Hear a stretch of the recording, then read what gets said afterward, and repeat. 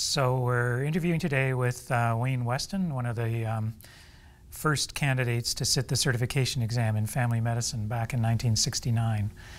And Wayne's had a long career in academic family medicine and family practice, and we're going to talk a bit about that as well. So welcome, Wayne. Thank you. So I selected you for an interview largely because your name shows up on the first list of 13 candidates to sit the certification exam back in 1969. But before we get into that, one of the things I'd like to hear you talk about is that you graduated in the 60s, went into family practice, and from what I understand of people entering practice at that time, there was a lot of pressure for people to take a specialist career, and that family medicine or general practice was seen as something on its decline and not very relevant anymore. And I'm curious what motivated you during your training to choose general practice rather than a specialty. I'm not sure. I just remember always intending to be a family doctor. I decided to be a doctor when I was 9, after I almost died from appendicitis and ruptured and had bowel obstructions, had 3 surgeries within a couple of months. And then my mom thought doctors were next to God because they saved me. And I thought it would be better to be the doctor than the patient. And I had a good family doctor and looked up to him, and I guess I was copying him. But I'm not sure. I don't remember all that pressure that I keep reading about Right. to become a specialist. So you graduated from University of Toronto. Yeah. I do remember when I talked to you earlier, you mentioned that the only family physician you met as a teacher at the time was Reg Perkin, who taught an ethics course, nothing clinical. Right. So the pressure, I guess, might have come from just the role modeling, but the lack of role modeling would have been, I guess, one of the issues, but obviously it had no effect. What did you do after you graduated? Did you rotating internship or? Yeah, I did a rotating internship at the Western Hospital. Okay. And any family physicians interact with you at that time, or? Don't remember any. Okay, good. But there was an opportunity to spend a week with a family doctor in a rural practice. Okay.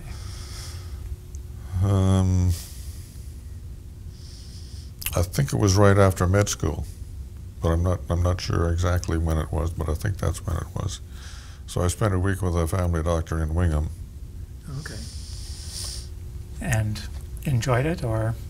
I enjoyed it up to a point. He wasn't there very much. I see. He was planning to get married again. So he was busy off seeing his fiancée. Oh, okay. Anecdotally, Alan Walsh, who you probably know, did something similar, and she was I think she actually ended up in the same practice that you ended up practicing in. And, in Tavistock. Yeah. And she was the only woman in the practice, so all the women came to see her while she was there. She did pap smears the whole time, and she thought, this is family practice? So I'm not sure. I'll have to talk to her about that. But you ended up in Tavistock. Right. I guess one of the questions that I have asked a couple of people so far was, did they feel prepared for practice? And if not, what did they do in order to upgrade the skills they needed to in order to practice? That was one of the things that came up with just about everybody I talked to. Did you have the same experience? Yep. Yeah. I felt quite well prepared as long as I got people into the hospital. But in the office, I was really floundering. There was so much skin problems. One of the first patients I saw had some kind of dermatitis. I don't think I ever knew what it was. I started calling them dermatitis confusiformis. And would start with some mild steroid cream, and if that didn't work, I'd have to ask for help. Okay. Lots of mental illness, for which I was very inadequately prepared. That was probably the biggest challenge that I experienced. That I kept track for about 6 months of all the patients I saw and what I saw them for, and 30% of them were in to see me for an emotional problem. Half of those also a physical problem, but 30% with some kind of emotional problem that I didn't know how to figure out or manage. Right. Wow. So in the practice you were in, well, I've talked to others who actually went off and they kind of quit practice and went off to get more training, even considered changing their specialty because they felt so inadequate. But I don't think you did additional training. Did you feel you were mentored, or how did they? How were you sort of assisted, I guess, in becoming competent or comfortable at least? Well, the group that I was with had a fairly, I was going to say slow practice. There were a lot of patients, but they spent a lot of time with them. So I wasn't having to rush through in 10 minutes and figure out things. I could spend 15 or 20 minutes with a patient. And they were available for me to ask questions. Mm-hmm. They never watched me or reviewed charts or anything, but I could ask questions and get help that way. Okay. With the mental illness problems, there was an opportunity to do a program on family therapy at McMaster. So I signed up for that. It started out with, I think it was a 2-week block, staying in a vacant ward in one of the hospitals. And downstairs was where the family therapy clinic was. Oh, okay. So I had a 2-week solid block, and then it was once a week. So when I saw patients in Tavistock, I would take my tape recorder, record it, listen to it at home on my own or with my wife, right, and then take one of those to McMaster, where in a small group we'd talk about each other's tapes. Oh, okay. So I did that for 2 years. Ah, all right. And at the end of that, I wrote a paper on family therapy, which my teachers there said was a good paper that captured the essence of what they were trying to teach. Did you get it published? Yeah, I was in Canadian Family Physician. All right, okay. One of my first papers.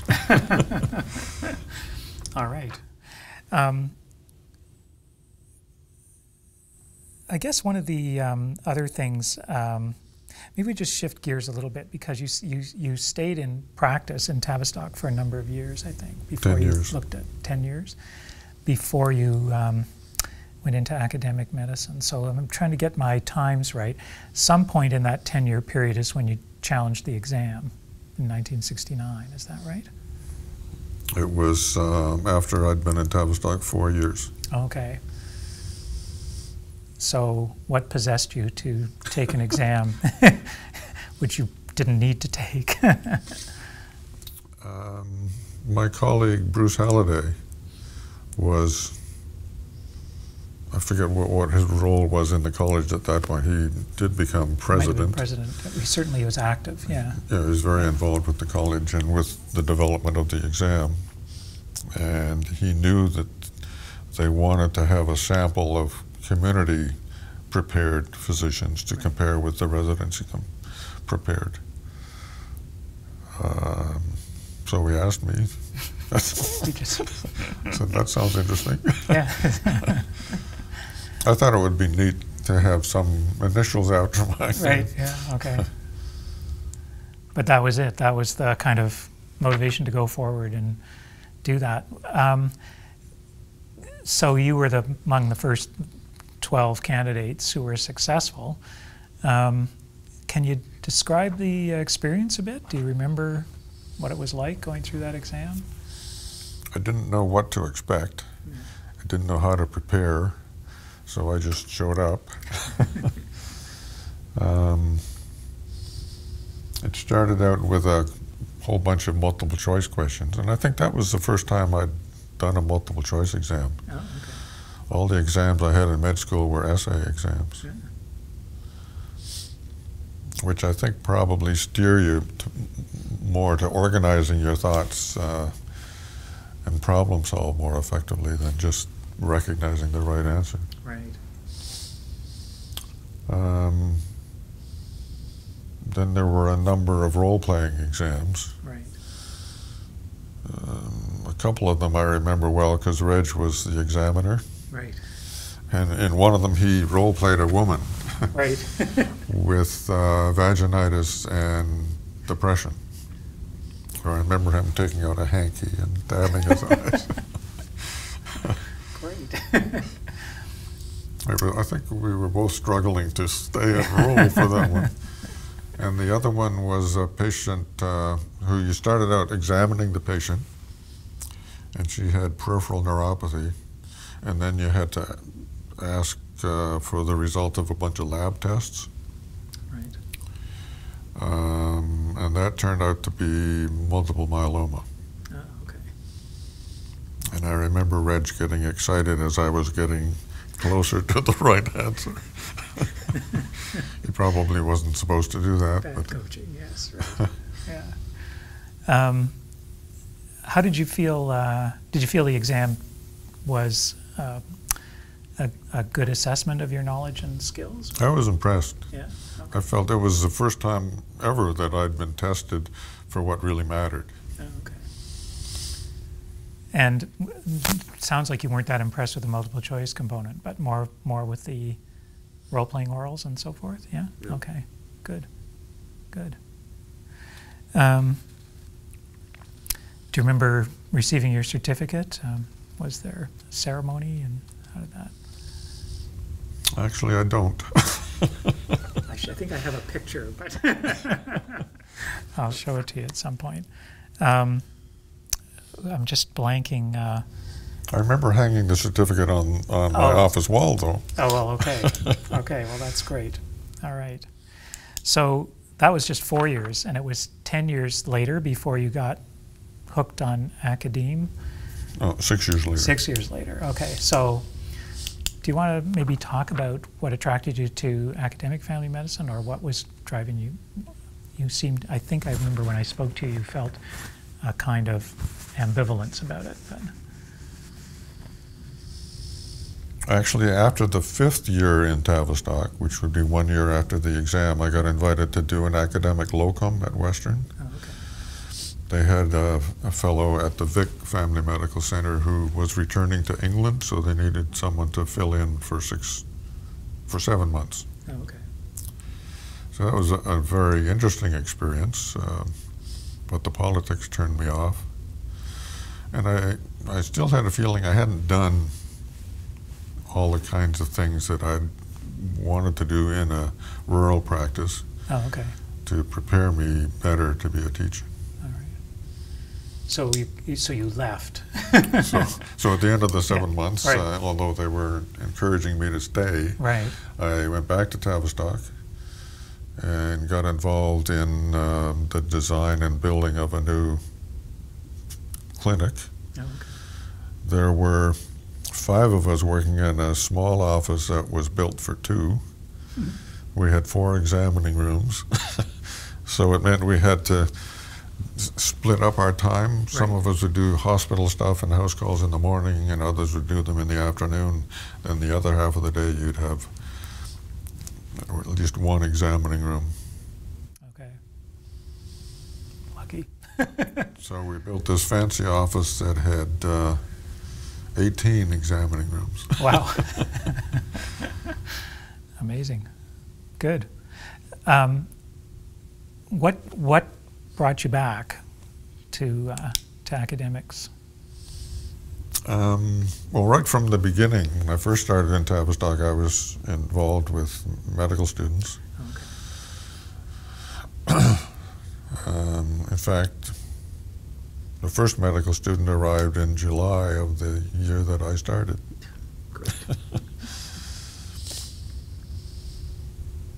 And then we got more and more involved with med students in the clerkship. Mm-hmm. So at one point we had a clerk for 1 month, every month of the year. Okay. And I was really enjoying that. And then the department got involved in a project to have residents spend a whole year in a practice after internship. Oh, right. Okay. And Tavistock was one of those places. So I was really enjoying that, and then I got invited to come back to Western. In fact, Paul Newell invited me back, and we had done some things together. Right. So I thought, well, this is a good time to do that. Okay, you felt good at that point. The politics, academic politics, were the thing that turned you off before, but obviously what you enjoyed was working with the students and residents. And okay, so how did you cope with that when you went back to Western? There were some difficulties in the first few years. And then I moved from the first practice I was in to Byron. Right. And that worked really well. I was there for over 20 years, I think. Right. More a community practice than an academic practice in a way, or? No, it was quite, well, John Sangster and I were quite academic. The other two were right. really good family docs who just moved their practice a few blocks from where they had been for many years. Oh, okay.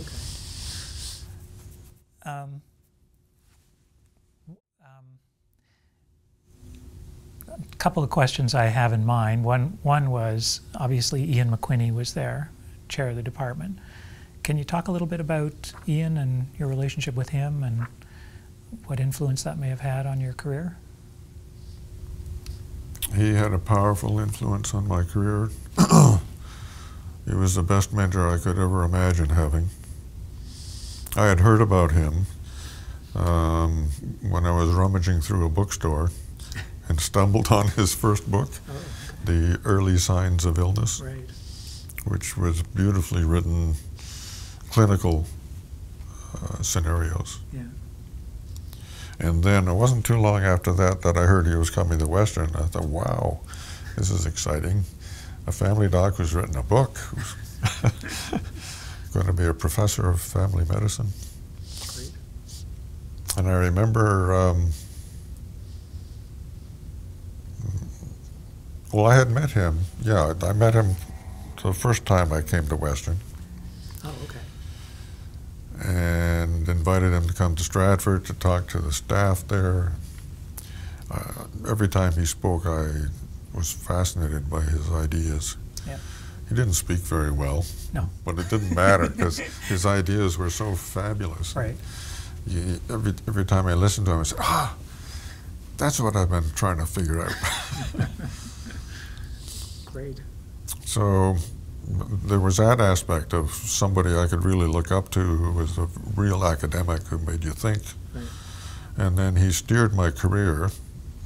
I think one of the first things he did was get me involved as the director of undergrad education for the department. And then, I can't remember the sequence. He had me involved as director of faculty development for the department. Right. And when the grad program started, he asked me to develop the teaching and learning course. And I remember you saying something about why you thought you got chosen to do the faculty development thing, but Because I was new and wasn't all tied up with a whole bunch of other committees. So, lucky we need somebody who's not too busy, sort of, or doesn't seem to be busy. Yeah. And I think he knew I was interested in medical education. Right, right. But Well, the other thing I forgot, Yeah. he, around the time he asked me to develop the teaching and learning course, he had some funding that would allow me to have a 6-month study leave. so we used that money to hire a locum to cover my practice. And I took a whole bunch of master's level courses. Oh, okay. To get ready. Yeah. I did ask about your, I think when we talked the last time about your interest and involvement in faculty development, because that was a long-term interest and involvement you had. And you felt incompetent, you thought, at the time that you took it on, I think, or you weren't sure what this was all about. Could you talk about how you became one of the maybe leading faculty development people in the country? Well, I think I learned about medical education through the course that I was supposed to develop on teaching and learning for the master's program. And I knew that I didn't know enough to teach what ended up being, I think, a 36-week course. Right. I got kind of carried away. I realized later it didn't need to be nearly that long, but there were so many things I thought should be included. Right. But I called on a whole bunch of people who did know a lot about medical education, from nursing, from the Office of Health Sciences Educational Development at Western, from Richard Tiberius. I dragged him in from Toronto every year. Jackie Wakefield from MAC.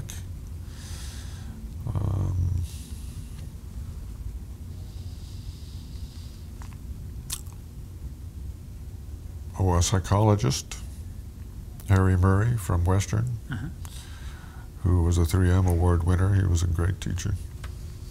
Great. In fact, we both got a 3M award the same year. We were able to go to Montebello together. That was great. So I had all these people lined up to do chunks of the course that they were expert in. Right. And I was sort of like the family doc, arranging referrals. Right. It's an expert role for the generalist. Yeah. Yeah, absolutely. So I kind of designed what would be included in the course and arranged for who would teach different parts of it. Right. I sat in on the whole thing. And over the years, some of them moved away or retired. And by that time, I'd seen them do it so many times, I felt I could do it. Right. Oh, well, good. So gradually, by the end, the only people I was involving were the psychologist, Richard, and Jackie. Okay. Because they were so good. Yeah, right. No, I understand. And then when we switched to the online version, oh yeah, I didn't involve any of them. I took over at that point. Right. And then when I retired, we had 5 people take over the course. Only natural. And if you'd talk a little bit about your own career and what you've enjoyed about it and what you brought to it that perhaps made you more of the academic, or at least allowed you to contribute to family medicine literature and thinking as you have over the years.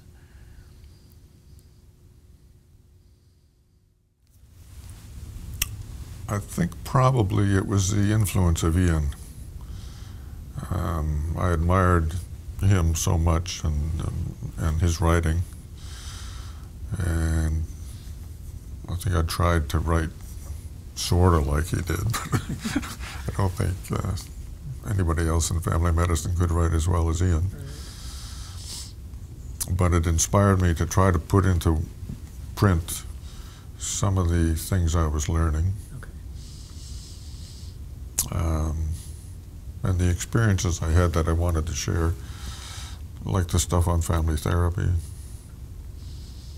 I remember reading Lawrence Weed's original 2 papers in the New England Journal. I presented them at our local journal club in Tavistock. And we immediately switched over to problem-oriented records the next day. And so did a lot of reading around that and wrote a paper on that. In fact, I got a Best Paper of the Year award for that one. That's the picture I have, actually. Yeah. So that kind of reward would, I guess, stimulate me to want to do more of that. Brian felt that some of the people he hired could barely write a script, and so he. Did you bring a background that made you more comfortable writing and that kind of thing, or was that? The only thing I can think of was back then you could go from high school into pre-meds. Yeah. For 2 years, and then automatically you'd be in medicine, so you didn't have to have really, really high marks. So you could take subjects that didn't give high marks, like English. Right. So I took English for 2 years, philosophy for 2 years, anthropology, psychology. And I think in all those courses we had to write lots of essays. Yeah. So 2 years isn't very long to learn how to write, but still, it was a good start. Right. Do you think that background gave you some influence in how you think about the scope of I guess, the content of medicine, in a sense, that some people look on it purely scientific, clinical manner, but I know some of what you've written sort of demands that people look more broadly at the arts and social sciences. Is that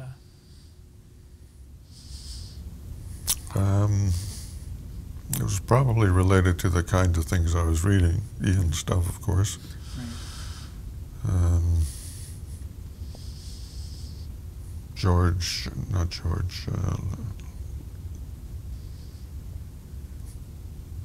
Lynn Carmichael. Gail Stevens. Gail Stevens, that's who I was thinking of. Yeah. Right. So all their writings were inspiring and made you think more broadly about what the role of a doctor is. So I also was reading all that stuff. For some reason I felt I needed to bone up on what I was doing. And that literature's gone now. Like I'm not sure if I'm right about that, but you don't see the same kind of literature that was being written at that time about the discipline or defining the discipline. Do you think is my perception correct, or do you think there's a change in how people are thinking about family medicine? Sorry, that's out of left field, but I don't know.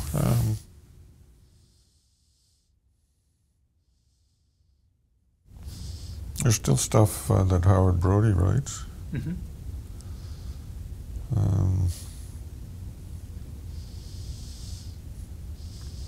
And I see more of a similar kind of writing and more of a similar kind of philosophy from not just family medicine, but people like Eric Cassell from internal medicine. Right. His latest book on healing just came out this year. Oh, really? So I missed that. Okay. In fact, we were so inspired by what he wrote in that book that we incorporated a lot of his ideas in the third edition of our book. Okay. And then there's that new book from the guy at the Western Hospital, whose Chinese name I can never remember. Oh, okay. About the art of medicine. Okay. So there's some that you see, although Eric Cassell goes back to the period of time. Oh, yeah, he inspired us in the first edition of our book 20 years ago. Exactly. So, no, I was just curious about that. It's just something that I've talked with Ivy and O. Anderson and Tim Allen a bit about, that they're actually drawing inspiration from Ian's earlier writings and the work that they're trying to do in defining competence in family medicine. So it's interesting that they had to go back in order to find that expressed as well, I suppose, but it's interesting. Well, you only get somebody who can think and write like that every generation, I think. Maybe that's true. Yeah. Okay, no, that's good. That's kind of a lead-in to maybe the last thing I want to talk a bit about, and that's the development of the patient-centered clinical method, which you had, I guess, really lived its development over the time of your career. Do you want to talk a little bit about what drew you to that? And I mean, there are others obviously involved in doing the research and writing about that, but maybe just talk about that, because I think that's such an important part of what family medicine is today.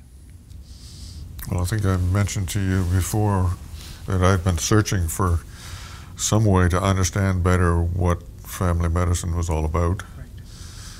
And I searched into family therapy, neuro-linguistic programming, hypnotherapy, and they all were somewhat helpful.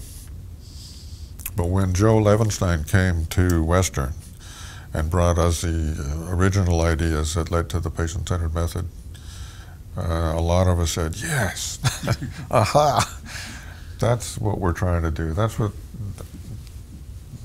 the basis for a theoretical understanding of what family doctors do on a good day.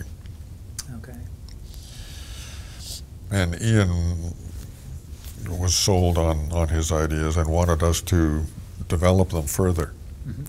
And I was in charge of faculty development, so he assigned me the job of bringing the department to a consensus about this developing model. Right. Over our monthly hour-and-a-half faculty development sessions. Okay. Spread out over that. 1 year was focused on developing the model. Okay. When was that? That was... I have a feeling it was in the 80s, but I can't remember. Yeah, it'd be in that PowerPoint thing I sent you. Oh, okay, I'll look. So Joe brought the idea that our job was to listen to whatever the patient wanted to talk about and to focus on their needs, feelings, and fears. And those were ideas I think he borrowed from Ballant. And then we started looking wider than that. We looked at Mishler and Kleinman and a whole bunch of people. Cassell, and kept presenting ideas to the people who attended the monthly faculty development sessions. And at one point we had this notion that our job was to combine the skills of Sergeant Friday, just the facts, ma'am, to come up with the diagnosis, Right. and Margaret Mead, as an anthropologist, understanding what it was like to be this patient. Okay. And in a way, we still have that combination of ideas that come together in our understanding of what's happening with a patient. Great. And you've published the 3rd edition. Excellent. Did you, Brian mentioned, because he published a book on family medicine as well, which was contributed to by many of the faculty at Dalhousie, and he found it to be a very unifying experience for the faculty. Brought people together and focused them. The same at Western, I assume, at this, what you just described, the faculty development exercise, and using the faculty as a way of testing the ideas, I guess, in a sense. Did that have that similar effect, do you think? Or I think so, because it wasn't long after that 1 year when we were all trying to figure out what this was together, right, that we had an accreditation visit, and the accreditors expressed some amazement that we all had a similar way of thinking about the job. Programmed. Oh. So at least at that point. Yeah, there was that. And with the 3rd edition, we involved a whole lot more people in writing or providing stories. Oh, okay. And contributing parts of chapters. Excellent. Oh, great. So I think that's great. Thank you very much for taking the time to come and talk about some of this. and we'll wrap it up at that point. Thanks. It's a pleasure. Okay.